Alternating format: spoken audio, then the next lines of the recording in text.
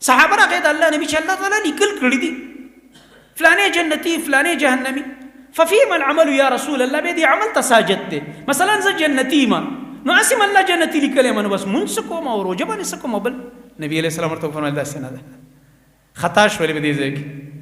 د الله رب العالمین چې انسان جنتی لیکلی به دې عمل لیکلی دی انې دا تقدیر بالاسباب دی بغیر د سبب نه دی اوس په خپويږي ان شاء الله چې دا خبره زما تاسو اورید او په دې پوه شوي سوچ دې پکې وکړه بس بیا خبره ختمه شو به تقدیر بلا اسباب نه دی کوم انسان چې جنتی دی نو دی به عمل د جنتیانو کوي عمل څنګه پرې دی دا جنتی خو ورته په مفتو کې نه دی لیکلی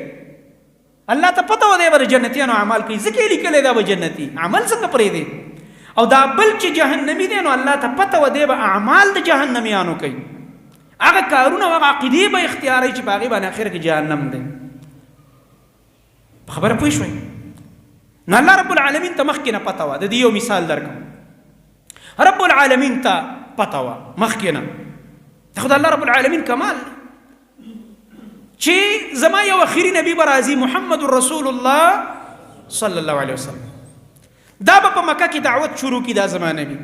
دا مکې والا به ښه پیژني 40 سال به په دوی کې تیر کړي 40 کاله به زما دی خوږ نبی نه چېرته په ګپ کې دروغ ویلي نه به چېرته د چا مال خیانت کړی بچې د مکې سرداران واړه زاړه ماشومان زنانه نارینه سردار ټول به وایي چې دا د الصادق الامین دا یې زموږ د نبي باره کې ویل که نه ویل د مکې مشرکان ټول الصادق الامین ډېر رښتونی ډېر غټ امانتدار دا خلک به پې ښه ګواهي کوي چې د وړوکوالي نه واخله تر دې 40 کالو عمر پورې نه چېرته دروغ ویلی دي نه یې د چا مال خیانت کړی هر څوک به راځي چې کله خپل مال باندې یېرېږي چې څوک یې رانه پټ نه کړي د سره به امانت ږدي د سره به امانتونه ږدي ځکه یې ته پته ده چې دی پکې خیانت نه کوي دا انسان دا محمد رسول الله صلی الله علیه وسلم 40 کاله بعد به زه د رسالت او نبوت ورکړم او وحي به ورته شروع کړم د غار حیران شروع شول صحیح دی به راشي دعوت به شروع کړي چې کله دعوت شروع کړي خپل سکتره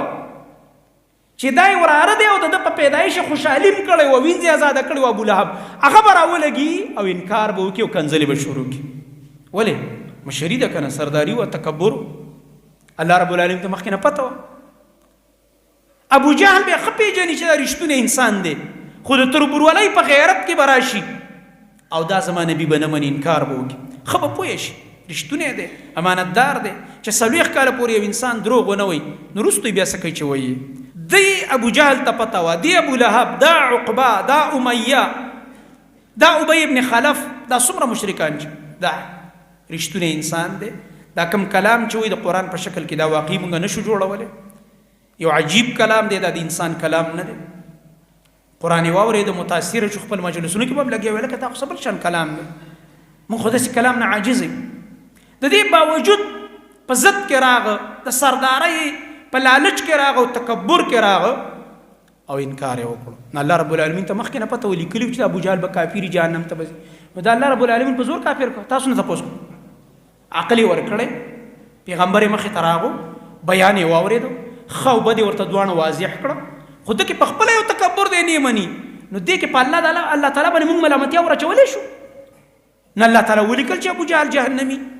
الله تعالی ولیکل ابو لهب جهنمي مخکې نه لیکلي دي او همدغه رب هغه ته مخکې نه علم و په دې مکه کې به یو کسي هغه غلامي پردی د هغه نوم به بلال وي رنګ نه به تکتوري خاندان نسب به هم نه معلوم د پلار نه اخوا نسب نشته دی بلال ابن رباح بلال د رباح زوی اخوا خاندان هم نشته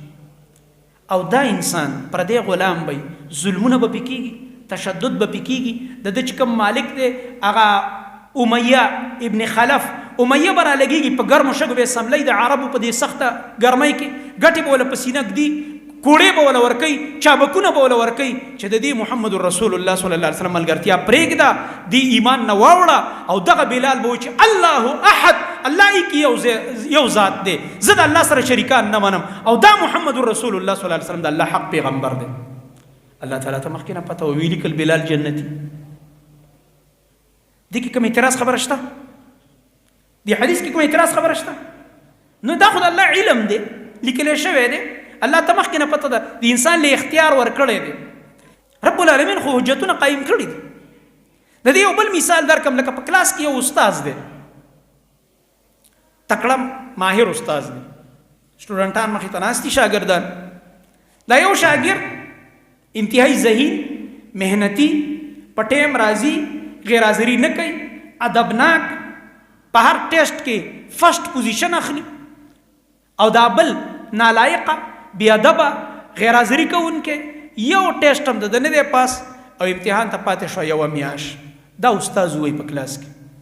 دا قابل هلک یاد کړي چې تاسو به ګورئ، خپلې تجربې مطابق وایي، تاسو به ګورئ دی به فرسٹ یا سیکنډ یا تھرډ پوزیشن کې راځي، نمبر خو به خود ښه اخلي خو پوزیشن کې هم راځي، هلک ډېر قابل دی. او دا بل به ګورئ میاشت بعد به ګورئ جاړي، ښه دی، خواري نه کوي. نه چې بیا امتحان وشي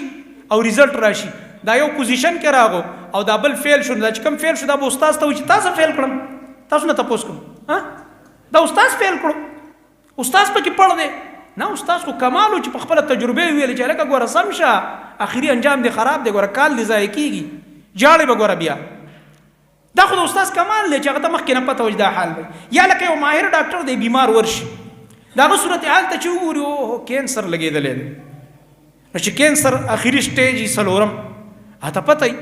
هغې ته د خپلو هغه حالاتو په ذریعه پته لګېږي چې د ده د صحت دومره پرسنټیج ختم دی او دومره پرسنټ پاتې دی،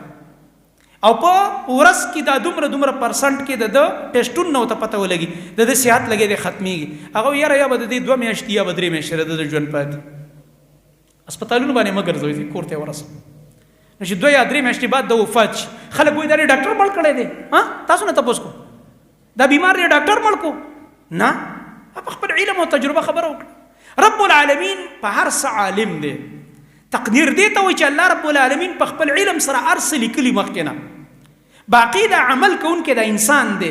که ښه عمل کوي الله ورته لیکل کړي دا به جنت ته ځي، که بد عمل کوي الله لیکل کړي دا به جهنم ته ځي. مخکې نه الله رب العالمین ته دا هر چا پته ده، دا هر چا علم دی ورته. او تقدیر دا بالاسباب دی، بغیر د اسبابو نه دی.